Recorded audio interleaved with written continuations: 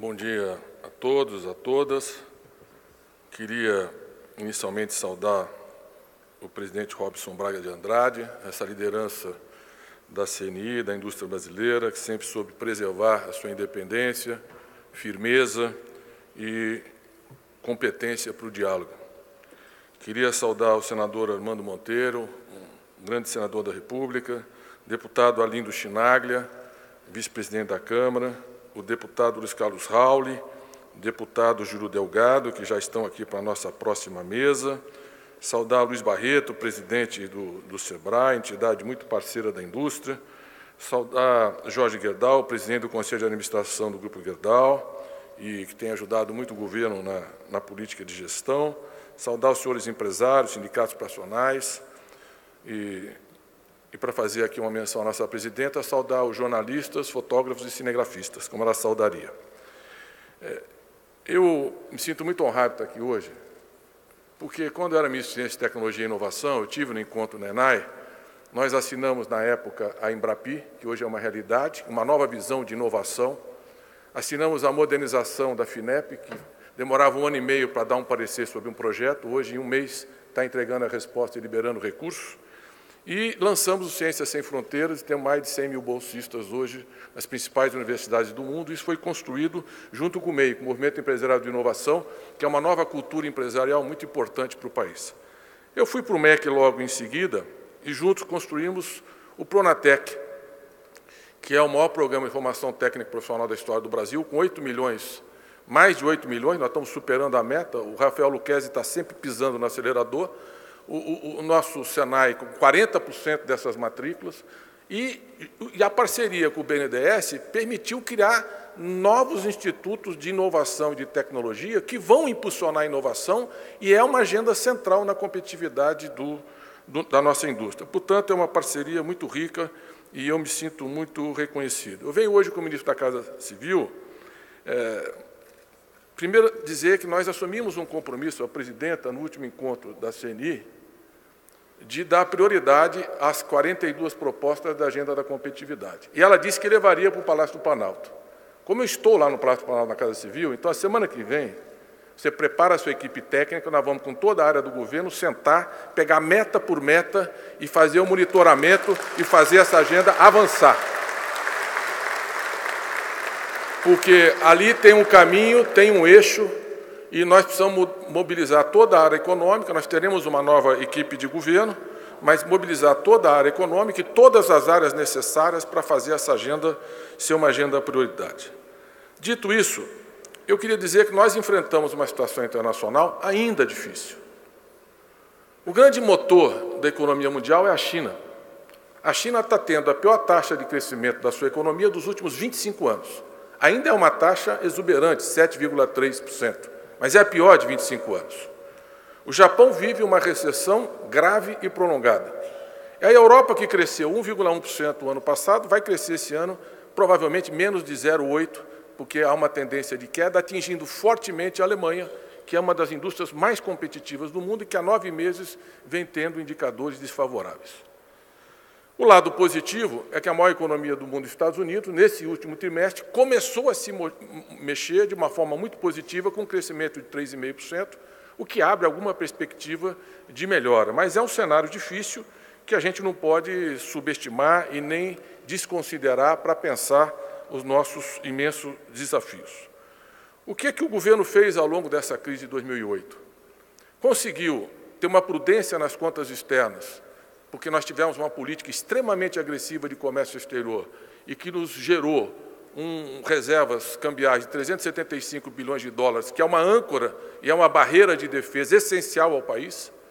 Conseguimos, em paralelo, manter a inflação sob controle e ainda exige muito essa seca deste ano, tanto o impacto nos alimentos e também a pressão sobre o setor energético, tensionou a inflação, especialmente no primeiro semestre, com o preço das commodities, que não se sustentaram.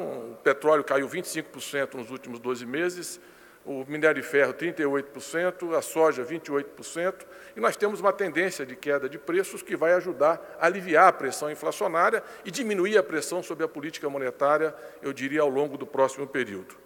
Nós conseguimos enfrentar essa crise gerando 12 milhões de novos empregos, num mundo em que o G20 demitiu 60 milhões de trabalhadores. Então, ao fazer isso, nós fizemos uma escolha de manter um mercado interno de consumo de massas, manter a política de inclusão social, que é, eu diria, não apenas um fator de competitividade, porque se não tivermos escala, nós não teremos uma plataforma de exportação, mas foi uma linha de proteção da indústria e da economia brasileira, trazer 42 milhões de pessoas para o consumo e mudar a escala de consumo popular no país. E isso gerou novas oportunidades de investimento e novos desafios. Nós temos conseguido manter uma atração muito importante de investimentos externos diretos. Esse ano estamos com 66 bilhões de dólares, somos o 5º país do mundo que mais atrai investimento em todo esse cenário de crise internacional e, portanto, isso é um fator muito importante que nós temos que saber preservar. Criamos novas parcerias importantes nos BRICS. O acordo de contingência de reserva nos dá uma retaguarda de mais 100 bilhões de dólares. O Banco dos BRICS vai ser um instrumento muito poderoso, junto com o Banco Mundial, de novas oportunidades de financiamento em condições mais favoráveis. E, com tudo isso, nós tivemos que fazer uma escolha nessa crise. Qual foi a escolha do Brasil? Eu diria que a escolha que a diretora-geral do FMI está dizendo que os países precisam fazer hoje. O que é que ela disse? Os governos precisam fazer uma política fiscal amigável ao emprego e ao estímulo à atividade econômica. A primeira coisa que um homem público tem que fazer quando cai num buraco é largar a pá e parar de cavar. Essa visão ortodoxa e fiscalista, que diz que a melhor saída é aumentar imposto e cortar gasto público, se os países, num cenário como esse, todos fizerem isso, pode ter certeza que elas vão estar cavando buraco e aumentando as nossas dificuldades. A Lagarde fala numa política fiscal amigável, com emprego e com atividade econômica, porque nós precisamos coordenar estímulos a nível internacional para sair da crise juntos. Porque a economia mundial, em 2010, vinha de uma taxa de crescimento já ainda razoável, de 5,4%, caiu para 4,1%, caiu para 3,4%, caiu agora para 3,3%, com viés de baixa. Então, precisa um esforço concentrado de uma política anticíclica. E essa foi a opção do nosso governo. Eu vou citar algumas medidas e defendê-las aqui. Nós desoneramos o IPI dos automóveis eletrodomésticos e móveis. Somos muito criticados por desonerar automóveis. Eu pergunto se essa não é uma indústria essencial na cadeia produtiva. Atrás do automóvel não tem só a montadora e nem mesmo só a autopeça. Tem siderurgia, tem metalurgia, tem plástico, tem vidro, tem petroquímica, tem eletrônica embarcada e tem o pós-venda, que é estrada, que é pedágio, que é posto de gasolina, que é toda uma cadeia industrial que precisa ser fomentada. Nós vendemos, nesses 12 anos, mais de 32 milhões de veículos no Brasil. É um salto extraordinário.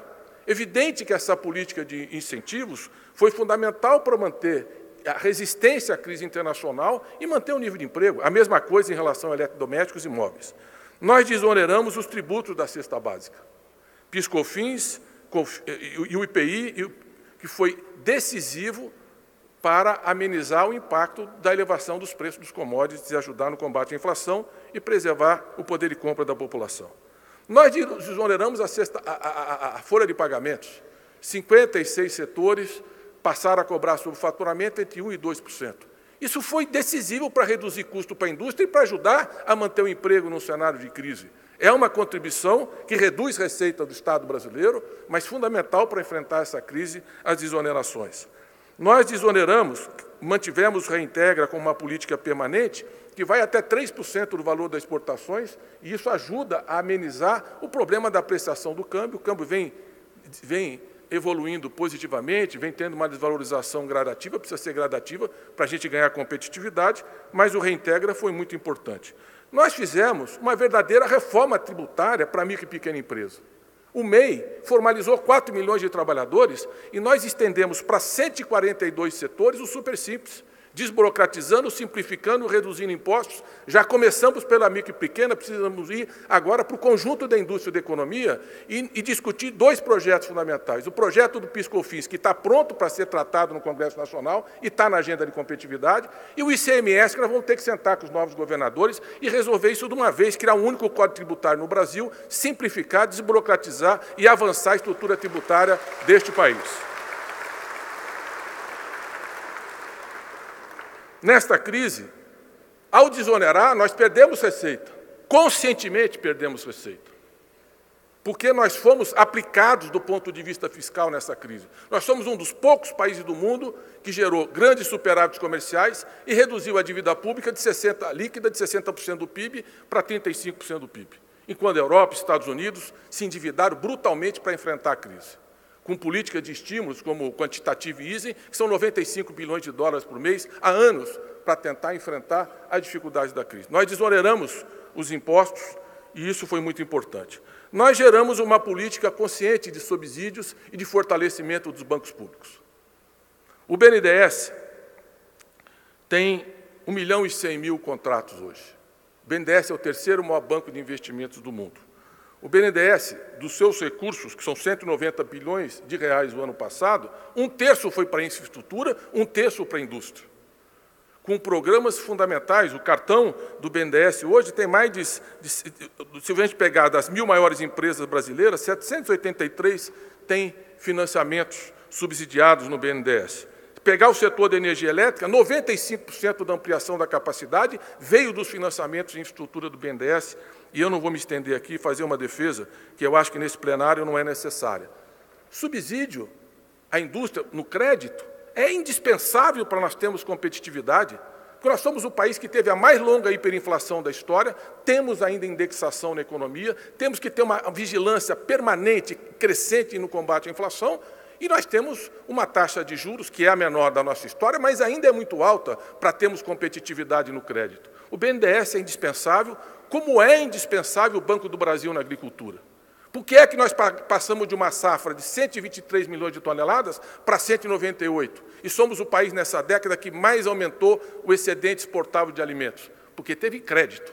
Não é só porque teve crédito. Nós temos competência, nós temos terra, nós temos água, nós temos fronteira agrícola, mas aumentamos a produtividade de forma espetacular, com máquinas, com manejo, com equipamentos, com investimento na agricultura, que ajudou a suportar os nossos grandes superávites comerciais. E a Caixa junto no setor de infraestrutura. Um programa como Minha Casa Minha Vida, 3.600.000 unidades, metade disso já foi entregue. É indispensável para gerar emprego. E atrás de uma casa vem o móvel, vem a cortina, vem a geladeira, vem o fogão, vem os eletrodomésticos, que ajuda a carregar a indústria brasileira num cenário de dificuldades internacionais, que evidentemente impacta muito. Esse que é o setor mais importante da nossa economia. Nós, na parceria público-privada, é verdade que nós atrasamos um pouco esta parceria, para mudar o marco regulatório e melhorar a qualidade da relação. Mas já fizemos concessão de 5.000 quilômetros de rodovias, com tarifas mais baixas, com melhores investimentos, com ganhos, porque não adianta simplesmente fazer uma parceria e encarecer o pedágio, que aumenta o custo do Brasil para todo o resto da economia. Nós temos que fazer bem feito, investimentos com tarifas adequadas, que deem rentabilidade, mas garantam a competitividade sistêmica da economia. Nós entregamos 2.000 quilômetros de ferrovias e podemos e vamos acelerar. Precisamos pensar aquele projeto que o presidente da China teve aqui, de fazer uma ferrovia transoceânica para desaguar toda a nossa produção de grãos com mais competitividade para a Ásia. Estamos investindo 143 bilhões de reais em 9 metrôs, BRTs, VLTs. Por quê? Porque esses 30 e tantos milhões de carros que nós pusemos nas ruas gerou um problema de mobilidade muito grande nos centros urbanos. Não é parar a indústria automotiva, não, porque é incrível uma visão de uma parte da sociedade brasileira que acha que o trabalhador só pode andar de ônibus. Ele tem que andar de ônibus e de metrô, mas tem que ter o direito de comprar o carro dele. A mesma coisa vale para o aeroporto. Nós tínhamos 32 milhões de passageiros, hoje temos 120 milhões de passageiros. É verdade que, em um determinado momento, o aeroporto parecia uma rodoviária, mas nós entregamos 70 milhões de novos lugares e modernizamos, em parceria com o setor privado, 12 novos aeroportos, 6 foram entregues em parceria público-privada. Então, essa demanda de investimento de infraestrutura é uma grande fronteira para o setor privado, para a gente avançar mais nesse marco regulatório que nós construímos. Eu quero terminar dizendo que nós fizemos uma escolha. Espero que o Congresso sustente essa escolha. Nós temos que reduzir o superávit primário nesse cenário e fazer política anticíclica, como dos 20 países do G20, 17 estão com déficit primário. Todo mundo fazendo esforço de política anticíclica. E não é porque é oposição ou não que a gente não tem que discutir as coisas com profundidade. Nós fomos aplicados do ponto de vista fiscal. e nós precisamos manter investimento, manter gasto público e desonerar especialmente a indústria brasileira. Nós não faremos aumento de imposto para fazer um ajuste fiscal fácil. Cortar gasto público tem que cortar. Tem que cortar. Cortar gasto público é que nem cortar cabelo. Tem que cortar sempre. Sempre tem desperdício, sempre tem mal feito, sempre tem ineficiência, tem que cortar sempre. Mas não adianta propor um corte drástico nos gastos sociais e um corte nos investimentos, porque nós não sustentaremos o nível de atividade, que é baixo, mas ainda é positivo, num mundo que caminha em direção à recessão. Então, nós precisamos manter esse esforço do Estado brasileiro e o Congresso Nacional precisa acompanhar. Nós não podemos trazer um pouco para cá a experiência do Congresso americano, que ficou lá meses discutindo se ia renovar a dívida pública deles, que era 100% do PIB, meses empurrando com a barriga o problema, e, inclusive, o Estado parou de pagar a folha de pagamento. É simples, se não tiver flexibilização no superávit, é só cortar gasto drasticamente, mas vamos ver quais são as consequências econômicas e sociais. Tem que ter diálogo, tem que ter parceria com a oposição, tem que ter racionalidade para a gente construir uma agenda positiva, temporária, porque nós temos que continuar fazendo superávit, temos que ter rigor fiscal para poder manter estabilidade e aliviar a política monetária. É uma coisa circunstancial diante do cenário. Então, eu termino falando a nossa agenda dos 42 setores, trabalhar junto nisso desde já, aprofundar e estar pronto para encaminhar ao Congresso um novo projeto do PIS/COFINS, que vai ajudar muito aí a desburocratizar e simplificar. O nosso ministro Afif Domingos está concluindo esse processo de desburocratização radical para criar e fechar a empresa. Não é possível tanta burocracia para o sujeito virar empreendedor e deixar de ser, ele não consegue nunca mais. Então, tem que racionalizar, tem que simplificar, tem que agilizar e criar uma cultura empreendedora no Brasil. Acelerar as concessões públicas dos investimentos, temos feito muito esforço nessa direção, mais parceria, mais vocês ajudando a cuidar da infraestrutura para o Estado poder se liberar para as outras tarefas fundamentais. Fortalecer a política de compras públicas. É uma ingenuidade. Olhem os Estados Unidos e Europa e veja o poder que o Estado americano usa nas suas compras para fortalecer a sua indústria. E nós temos que fazer o mesmo, dar, sim, vantagens competitivas, utilizar as cadeias produtivas, adensar as cadeias produtivas e usar cada vez mais esse instrumento que nós demoramos tanto tempo para usar. E termino dizendo que é muito importante, junto com a desburocratização, nós temos foco no investimento em educação. Competitividade é melhorar a qualificação da nossa força de trabalho, a inteligência desse país. Nós estamos fazendo um programa de alfabetização na idade certa, estamos levando escola a tempo integral, e ainda parcialmente em tempo integral, para 60 mil escolas.